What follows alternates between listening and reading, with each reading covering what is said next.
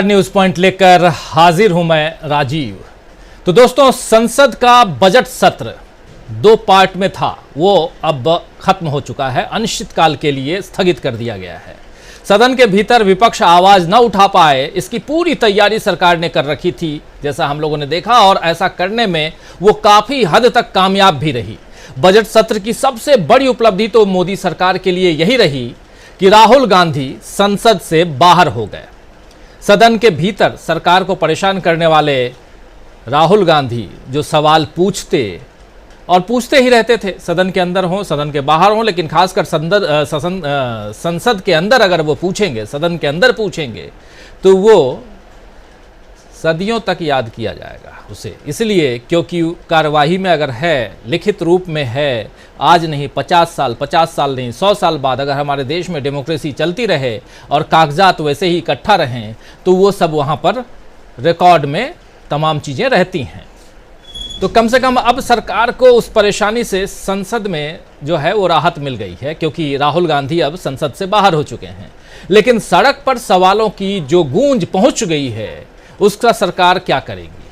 जी हां, आज विपक्ष के सांसदों ने संसद से विजय चौक तक तिरंगा मार्च निकाला और इसमें लोकतंत्र की हत्या बंद करो जैसे नारे लगाए। तिरंगा मार्च के बाद मल्लिकार्जुन खड़गे, जो कांग्रेस के अध्यक्ष हैं, उन्होंने कहा कि 12 मिनट में बिना चर्चा के 50 लाख करोड़ रुपए का बजट पास हो गया। अदानी की वजह से सत्तारूढ़ दल ने संसद का बजट सत्र नहीं चलने दिया। मोदी सरकार अदानी को बचाने में जुटी हुई है। खड़गे ने यह भी कहा कि सरकार पर संसद की बर्बादी के लिए जिम्मेदार होने का आरोप लगाते हुए उन्होंने ये भी कहा है कि मोदी सरकार लोकतंत्र की बात बहुत करती है, लेकिन बात पर अमल नहीं करती है। आइए जरा सुन ही लेते हैं क्या कुछ कह रहे हैं मल्लिकार्जुन खड़गे, सुनिए जरा।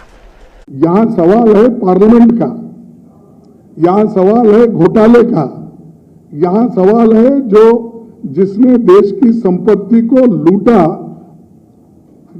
गलत तरीके से अपने शेयर्स को बढ़ावा दिया और छोटे छोटे शेल कंपनीज बना के करोड़ों रुपए उसमें लिए, इसका सवाल है।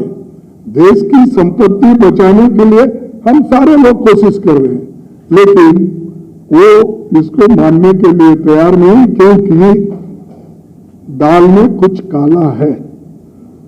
कुछ संबंध उनके ऐसे होंगे जिस वजह से वो जेपीसी करने के लिए तैयार नहीं है। और तीसरी बात कि प्रधानमंत्री खुद सदन में नहीं रहते। सदन जब चलती है तो दौरे पर रहती है, सदन जब चलती है तो इलेक्शन प्रचार में जाते हैं।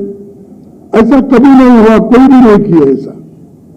कभी एकादा कोई अर्जेंट वर्क है तो तब 1-2 दिन के लिए जाते, लेकिन हमारे प्रधानमंत्री तो जैसा वो कहते हैं कि सुब्रमण्यम सारी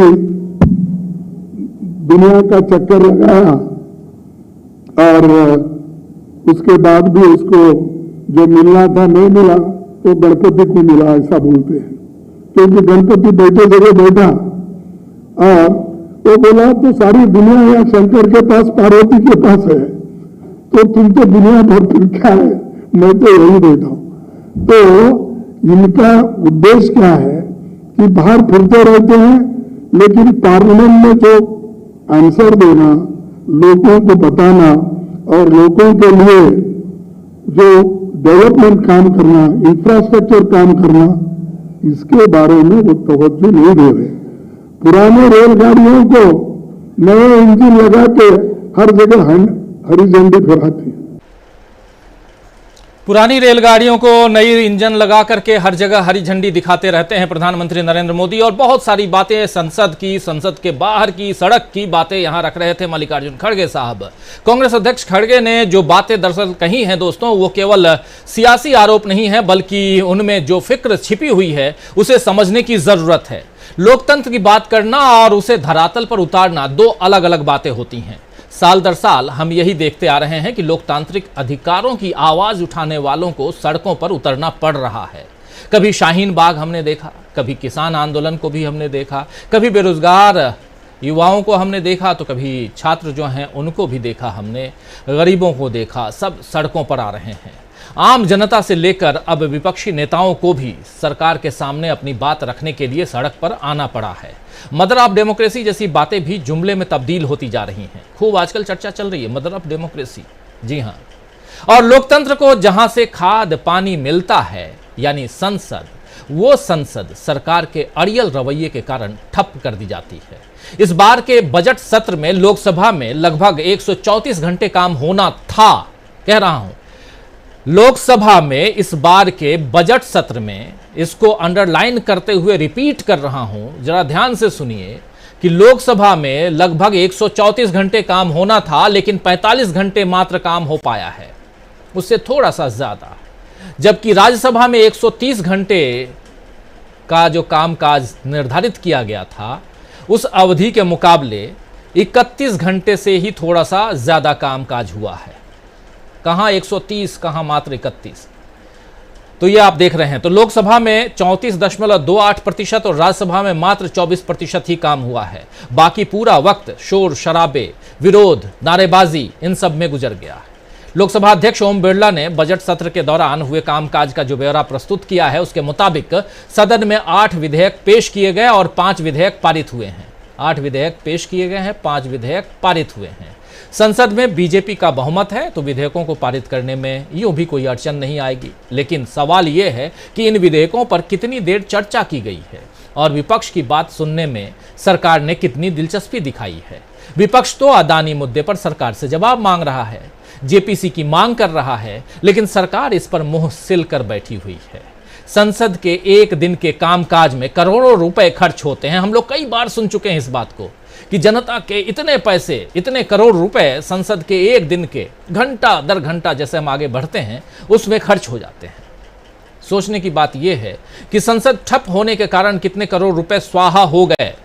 जनता के धन और वक्त दोनों की बर्बादी हो रही है, लेकिन सरकार अपनी मनमानी छोड़ ही नहीं रही है और इसीलिए आज विपक्ष को सड़क पर आना पड़ा है।